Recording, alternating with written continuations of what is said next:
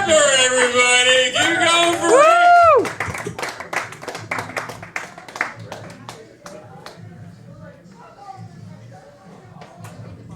Yeah, give it up for Brett again. No! Hopes of this open mic. Yeah, Brett keeps saying that I should call him a racist because he's saying my name wrong. Keeps saying it's Ahmed, but it's really Rick. Everyone thinks it should be a brown name, but it's not. Yeah, so a little bit about myself. I'm a millennial, and as a millennial, we've solved everything at this point. But more than anything, we've already solved racism. But we still have subconscious racism. Like, with my white friends, I'll be like, no, those jeans do not make your butt look fat. But with my black friends, I'll be like, hey, homie, nah, that gun doesn't make your penis look any bigger. It's a different time now. Like, commercials.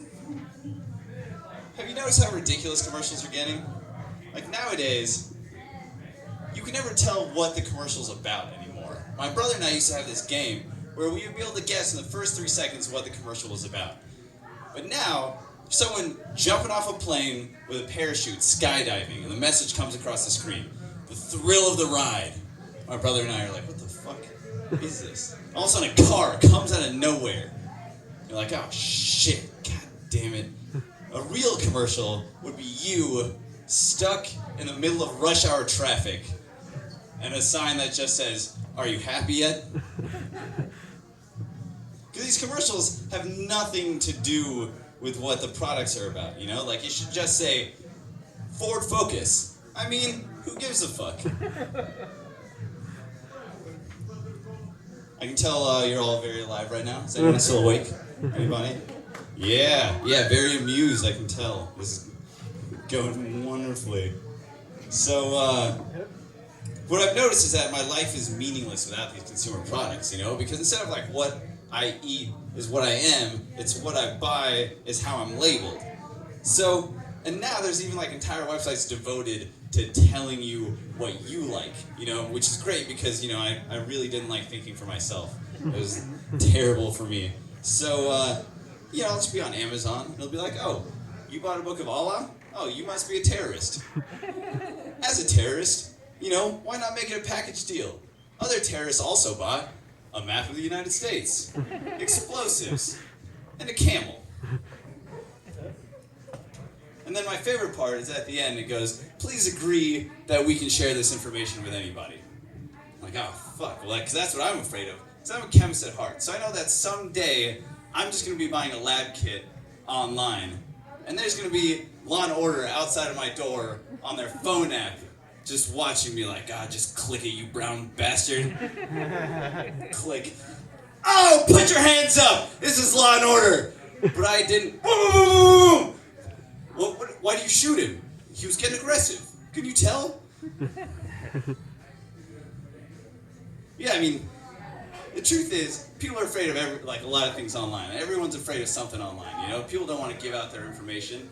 Like women don't want to be harassed, Mexicans, they don't want to be deported. Like, white people have all the money, so they don't want to get their identity stolen. And then Asians just get pissed off if you steal their ideas. Because that's how they're taking over the world. And then there's brown people who don't want their identities found out. Don't tell anybody that I'm here. And then there's black people. Black people aren't really afraid of anything online. Because life gets way more real than that. But one thing that we all do have in common is patience. Or at least, we all think we're patient. Like, I'll be on the phone like, hey, yeah, no, don't worry about it. Just take your time, I want to make sure you do it right the first time. Then I'll hang up like, oh, are you fucking kidding me? The light's been green for over an hour. Let's move it, asshole. You guys are loving these, huh? It's the story of my life right here, Just feel free to laugh at it all you want, It's really a joke. But I mean, I really think that everyone should work different jobs for a year, kind of to better understand people and like working lives. I think everyone should be like a cashier for a year, or a server, or a stripper. You know, because it's hard work sliding off those house panels, you know? It's not easy working on all those houses. You know, like, especially when you can't get that wood off. Oh man, it's terrible. I mean, just imagine how sticky that is. Anybody been a form stripper before? Anybody? Nobody? I mean, it'd also be great for everyone to spend time telling jokes on stage.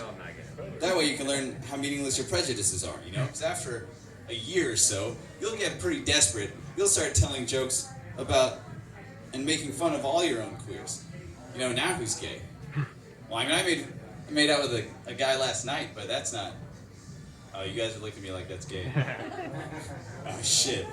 Oh, I didn't think that was gay. Oh, man, must have been because I was homeschooled. But then, you know, I was thinking, you know, no. I'm just a homosexual. I'm not gay. And I can't be gay anyway. I'm usually wearing short shorts. I mean, but don't worry, I wouldn't do that to y'all on stage. Because I don't want you to know how flamboyantly heterosexual I am. Keep that in private. But my favorite judgmentalists, this is a real word by the way, don't look this up, are right-wing radical rednecks. Because right-wing radical rednecks can even turn foodies against bacon. They can even, more than anything, turn foodies against gay bacon. You know, they've got these great phrases that they come up with. You know, they put a lot of thought into these phrases. And they'll go, God hates the sizzle. Put up on big signs everywhere. The more they sizzle, the more animals get drizzled. And then meanwhile, in the blue states, got gay marriage happening. Charlie, all you do all day is sizzle. That's my gay voice. Really got this down. Sizzle, sizzle, sizzle. Drizzle one more time, and I'll train our cat to eat hot dogs.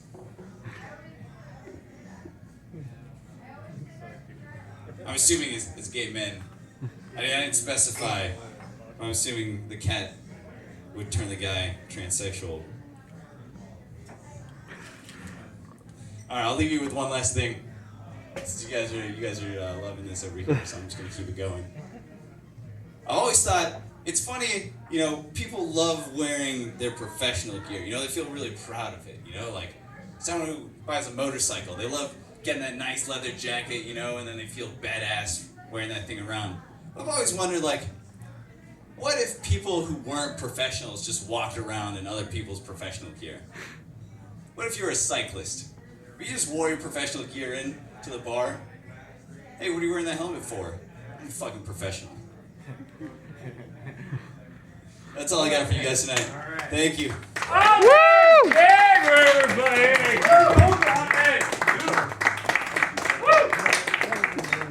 Write jokes down in the Quran. I like your style, dog. Me and Kaza had it down. We were practicing. Kazakh, yeah, we were practicing. Is it just me, or does it sound way more racist when you say brown people? Even though, cause I'm like, man, that sounded right, but it's okay. See, but you can't say it though. I can say it. Why can't I say brown people? It's like the N-word. Oh, that's fucking bullshit. Cause I can say black people. What else do we have? And what do you call a brown person? Derogatorily. Oh, you don't want to know. I have very racist relatives. One more time for Ahmed. Woo! Everybody have a good time tonight?